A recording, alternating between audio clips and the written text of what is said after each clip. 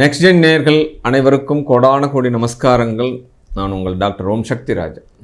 ஓம் ஸ்ரீ ஸ்ரீங் சிவயவ சிவாவா சிவரூபிணியேவா ஓம் சக்தி தாயே போற்றி சர்வம் சக்திமயம்.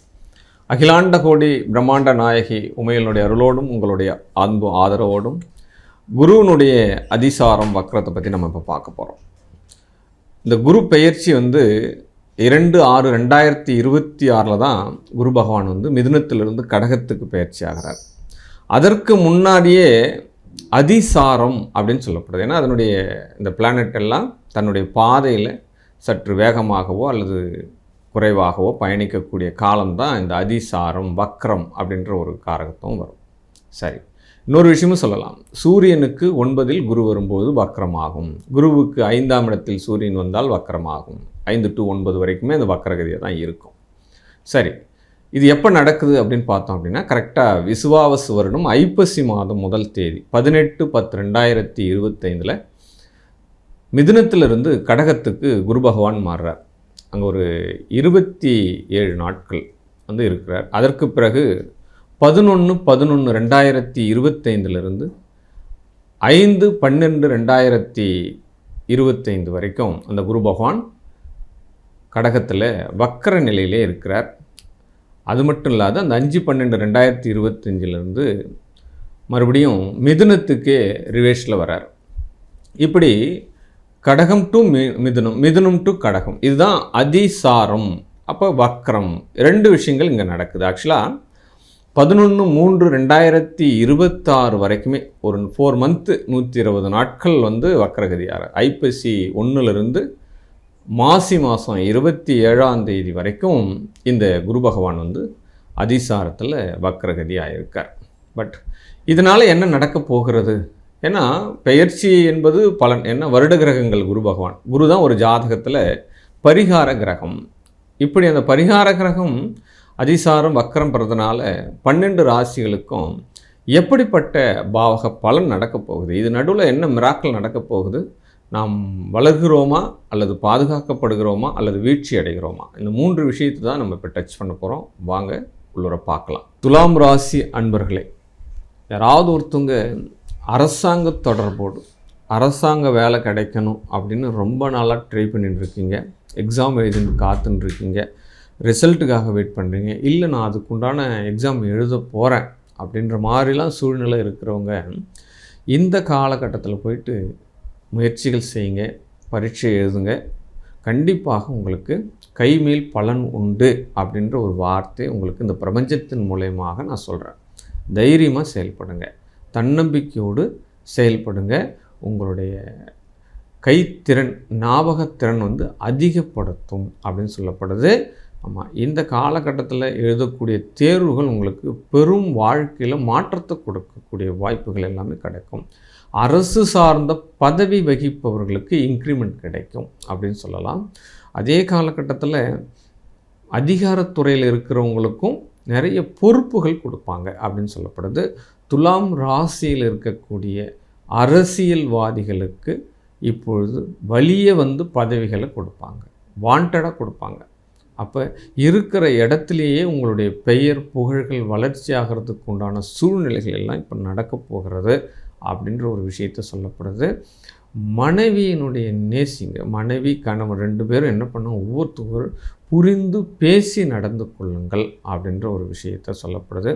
ஒரே ஒரு மைனஸ் இருக்குங்க, சென்ற இடமெல்லாம் சிறப்பு நடக்கும் இப்போ துலாம் ராசின்னு இருக்குது. அதனால் ஏதாவது ஒரு பெண்களால் அவப்பெயர் வர்றதுக்கு உண்டான சூழ்நிலை உண்டு. ஆண்களுக்கு தான் இந்த விஷயத்த சொல்கிறேன், பெண்களுக்கு இல்லை. அப்போ மனைவி இருக்கும்போது துணை மனைவிகள் அமைவதற்கு வாய்ப்புகள் உண்டு. அதனால் அதில் கொஞ்சம் கவனமாக இருங்க அப்படின்ற ஒரு விஷயம். ஏன்னா அது ஒரு அலிகேஷனாக மாறிடும், பின்னாடி நம்ம கௌரவத்தை குறைச்சிடும், நம்ம பெரிய வளர்ச்சிக்கு ஒரு தடையாகிடும் அப்படின்ற மாதிரி ஒரு விஷயத்தை அதை மட்டும் மனசில் வச்சுட்டு நடந்துருங்க. மீது எல்லாமே உங்களுக்கு சரியாகவே நடக்கும் அப்படின்ற ஒரு விஷயத்தை தான் நான் உங்களுக்கு சொல்கிறேன். அதே காலகட்டத்தில் பண வீக்கம் குறையும்.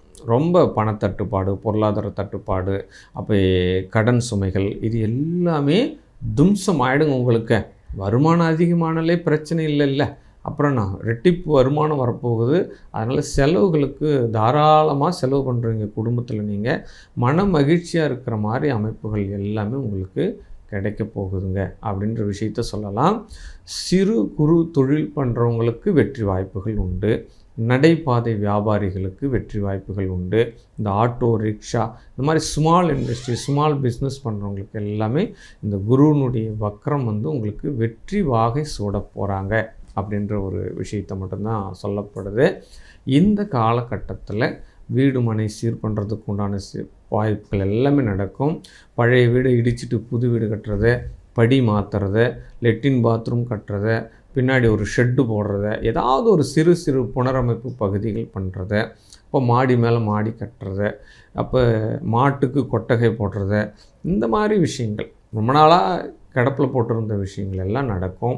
வயல்வெளியில் வந்து போர் போடுறது, கிணறு எடுக்கிறது, இந்த விஷயங்கள் எல்லாம் உங்களுக்கு இப்போ நடக்கும் அப்படின்னு சொல்லப்படுது.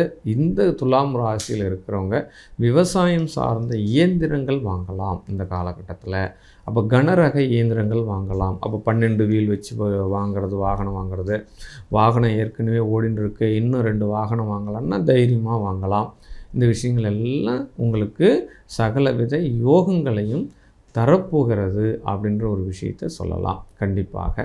அப்போ மனைவி கணவன் இருபாலரும் சேர்ந்து செய்யக்கூடிய தொழில்கள் எல்லாமே இப்போ வெற்றி வாகை சூடப்போகிறது அப்படின்னு சொல்லலாம்.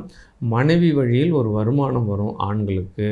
பெண்களுக்கு மாமனார் வீட்டால் ஒரு வருமானம் வரும். மாமனாரினுடைய சொத்துக்கள் உங்கள் பேரில் வர்றதுக்கு உண்டான வாய்ப்புகள் எல்லாமே அமையும்.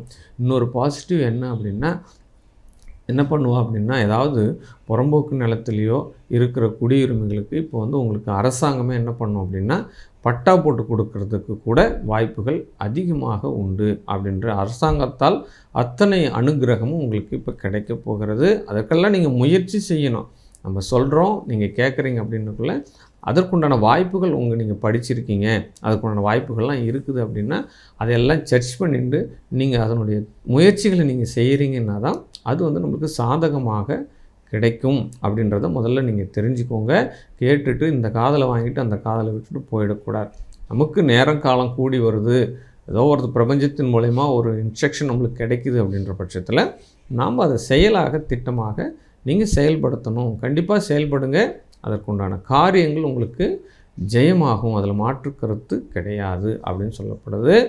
கண்டிப்பாக குடும்பத்தில் சுமூகமான உறவுகள் நீடிக்கும். பேச்சுவார்த்தை எல்லாம் கனிவாக இருக்கும். இப்போ உங்களுக்கு மரியாதை மதிப்புகளே கிடைக்கும்.